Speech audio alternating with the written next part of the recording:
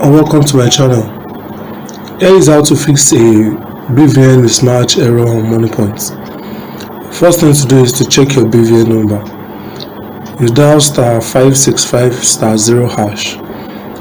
*565*0# on the phone number linked to your bank account to confirm you are entering the correct 11-digit BVN.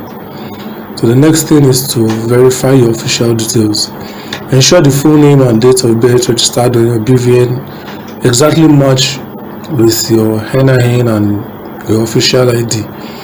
If there is a spelling mistake or missing middle name, visit your enrollment bank to correct your BVN details first.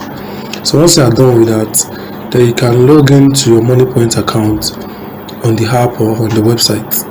So you go to Profile or Security, select Personal Information and click Update next to your name or date of birth to align with your BVN.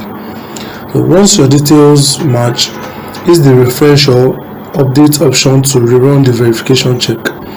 Lastly, if the mismatch error persists after 24 hours, send an email to Moniepoint customer support or use the in-app support chat to request a manual account verification.